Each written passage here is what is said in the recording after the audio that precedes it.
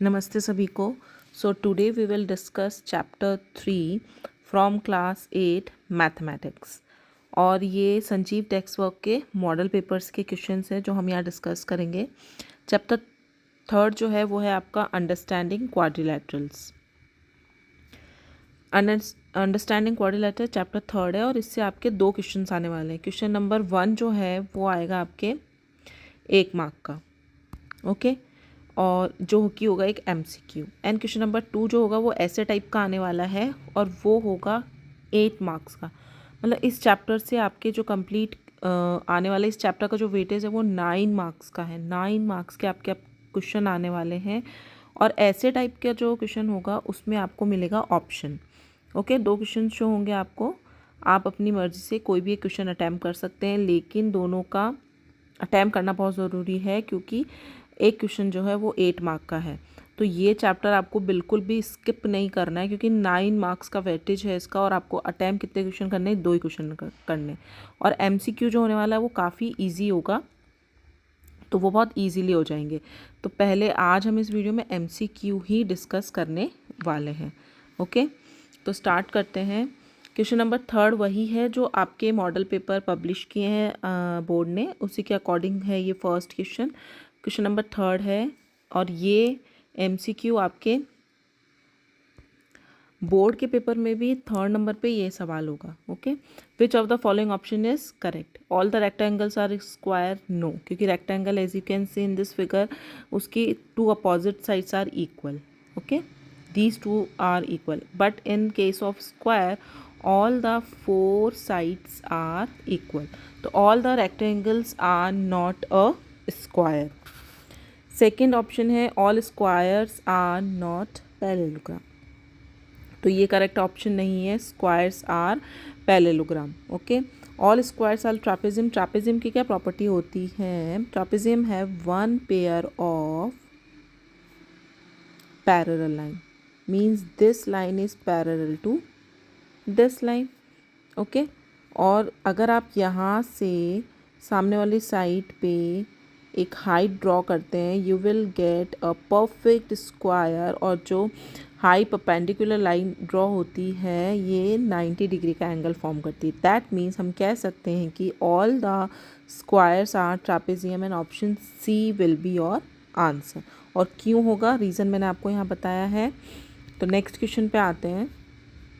Next question जो है वो है आपके पास the line joining the opposite points of a quadrilateral is called.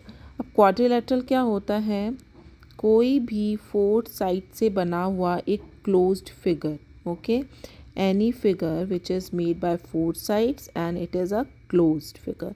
तो ये जो होता है क्वाड्रिलैटरल्स होता है, इसके डायगनल्स क्या होते हैं? जब आप 2 अपोजिट पॉइंट को like this point is and this point, अगर आप इन दोनों को जोड़ते हैं किसी लाइन से तो इस लाइन सेगमेंट को क्या बोला जाता है? इस लाइन सेगमेंट को बोला जाता है डायगनल्स। ओके तो इसका आंसर होगा option A diagonals. The line joining the opposite points of a quadrilateral is called a diagonal and this is your answer. Next question given है आपको the angles of square are. Angles जो है square के उसका कितना measurement होता है? तो स्क्वायर आपको पता है कि sorry it's not working,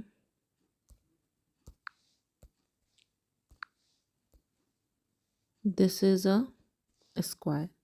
okay तो एक स्क्वायर के जितने भी एंगल्स होते हैं all the 4 angles are of 90 degree. तो स्क्वायर्स के एंगल्स होते हैं 90 डिग्री के और all the 4 angles are of 90 degree. So option number B is your answer. Okay next question आपको गिवन है। नेक्स्ट है what are the measurement of the side BC। ये BC का आपको मेजरमेंट बताना है एंड DC और ऑफ गिवन पैरेललोग्राम। तो BC का मेजरमेंट आपको एक तो बताना है यहाँ पे, और दूसरा बताना है आपको DC का। ये जो ऊपर वाली लाइन गिवन है, इन दोनों के मेजरमेंट्स आपको बताने हैं गिवन पैरेललोग्राम में। अब आपको पता है कि पैरेललोग्राम में टू अपोजिट साइड्स जो होती हैं वो इक्वल लेंथ की होती हैं। ओके, तो AD 4 सेंटीमीटर है, तो BC भी कितना हो जाएगा आपका 4 सेंटीमीटर। ओके, एंड AB जो है वो है आपकी 5 सेंटीमीटर। दैट मीन्स DC की वैल्यू भी कितनी हो जाएगी 5 सेंटीमीटर। तो आपका आंसर होगा C 4 सेंटीमीटर एंड 5 सेंटीमीटर, क्योंकि पहले BC की वैल्यू पूछी है, तो फर्स्ट हो जाएगा 4 centimetre and then 5 centimeter. Okay, तो क्वेश्चन नंबर 3 ही रहेगा ये पोजीशन पे। तो MCQ इसका आंसर होगा 4 centimetre and 5 centimetre, because of two opposite sides of the parallelogram are the equal.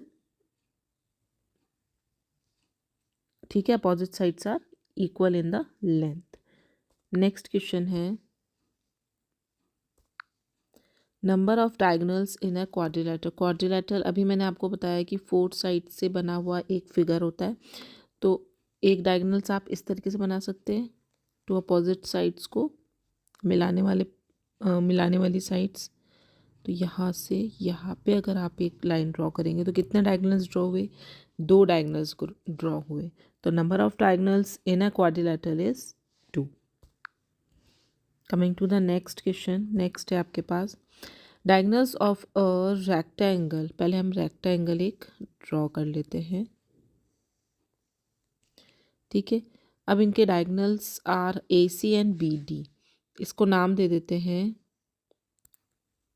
ABC and D। तो डायगोनल जो होते हैं, जो डिस्टिंक्ट पोजीशन पे 2 पॉइंट्स प्रेजेंट होते हैं, उनको मिलाने वाली साइड AC, और एक डायगोनल होगा आपका ये B एंड D। ओके, if AC is 10 centimeter, AC की वैल्यू आपके पास है 10 centimeter, the value of the BD। तो BD की वैल्यू भी कितनी हो जाएगी 10 सेंटीमीटर। क्यों हो जाएगी, because in the rectangle the diagonals of the length of the 2 diagonals are equal. ये प्रॉपर्टीज़ जो है मैंने अपने वीडियो में अपलोड की है, आप जाके चेक कर सकते हैं। इनकी प्रॉपर्टीज़ के ऊपर ही सारे क्वेश्चंस आ रहे हैं। पैरेललोग्राम, रेक्टेंगल, स्क्वायर, इस चैप्टर में आपने जितने भी फिगर्स डिस्कस किए हैं, रोम्बस, काइट, इन सब से रिलेटेड, इनकी प्रॉपर्टी से रिलेटेड ही क्वेश्चन आपको पूछे जाएंगे। तो इसका आंसर क्या हो जाएगा, the diagonals of the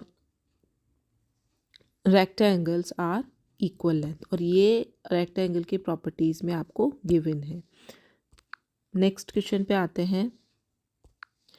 in a quadrilateral ABCD, एक क्वाड्रिलेटरल हम फॉर्म कर लेते हैं ABC and D। AC and BD are perpendicular to each other, then ABCD is। एक क्वाड्रिलेटरल है आपके पास ABCD, इसमें A and C and B and D are perpendicular to each other. अब ये परपेंडिकुलर किस तरीके से बन सकते हैं आपके पास, ये देखिए।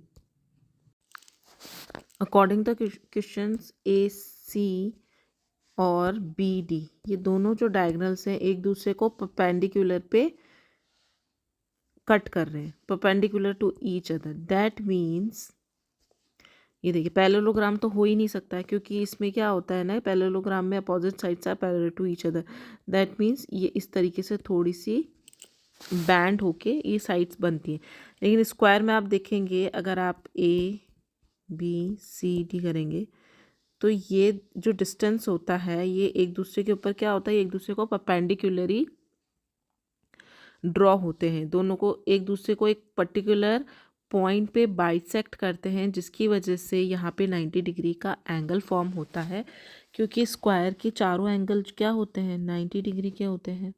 ओके, तो इसका आंसर क्या हो जाएगा आपके पास, square of the quadrilateral ABCD, और डायगोनल्स एक दूसरे को परपेंडिकुलर हैं एक दूसरे के, that means ABCD is a square.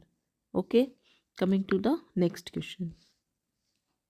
Next question आपके पास 4 angles of the quadrilateral are in the ratio of this. एक क्वाड्रिलेटरल है और उसके चारों angle this and this one, all the 4 angles are in the ratio of 3, 5, 7 and 9, then the measure of biggest angle will be।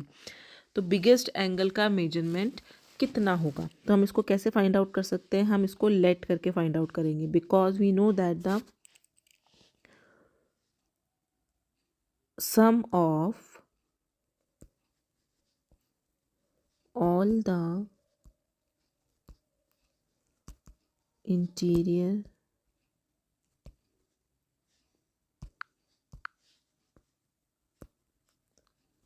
angles of any quadrilateral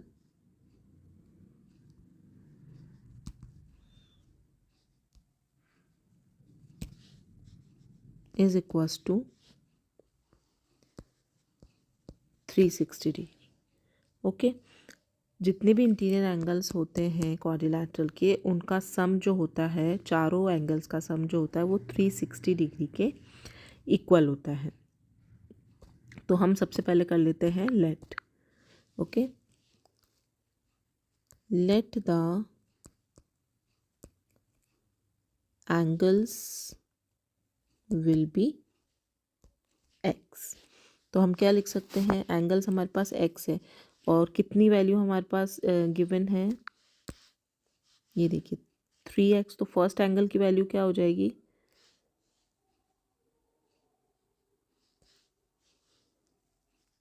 first angle की value हो जाएगी 3x plus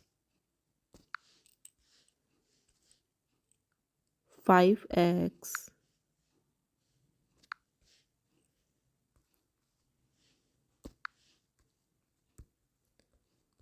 plus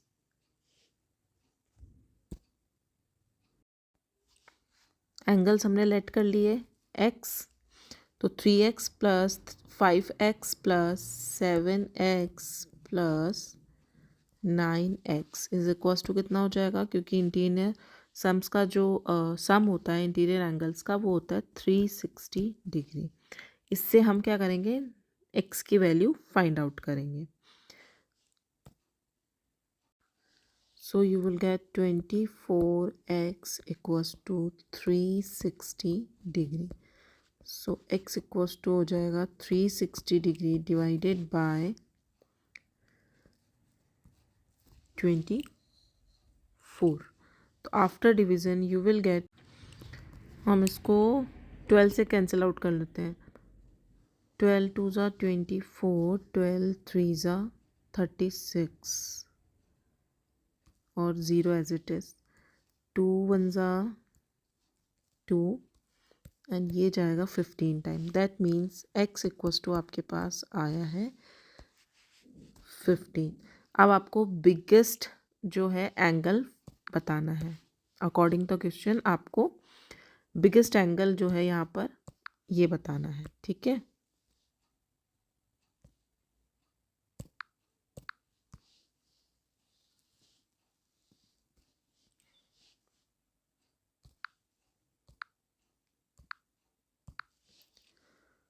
आपके पास x की value आई है 15। अब यहाँ पे biggest number आपको 9 नज़र आ रहा है, तो 9x इक्वल्स टू कितना हो जाएगा? 9 multiply by 15 and what will you get? 9 5 ज़ा 45 फॉर कैरी एंड 135।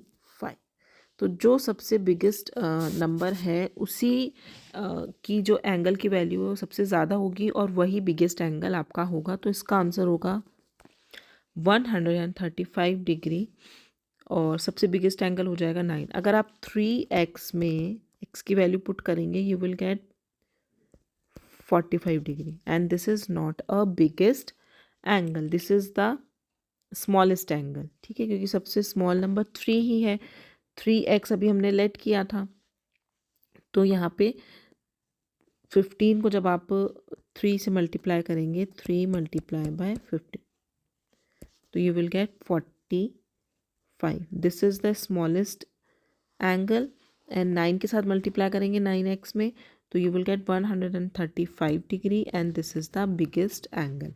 तो जब भी रेशो में आपके पास क्वेश्चंस आता है तो आपको क्या करना है, आप फाइंड आउट करने के लिए उसको लेट कर सकते हैं, ठीक है. और इंटीरियर एंगल्स का जो सम होता है वो 360 डिग्री होता है इन केस ऑफ क्वाड्रिलेटरल्स.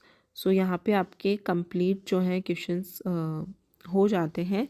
ये MCQ कंप्लीट हो गए. नेक्स्ट वीडियो में हम डिस्कस करेंगे जो आपके 8 मार्क का क्वेश्चन आने वाला है इस चैप्टर से, वो सारे क्वेश्चंस डिस्कस करेंगे from Sanjeev text. Thank you.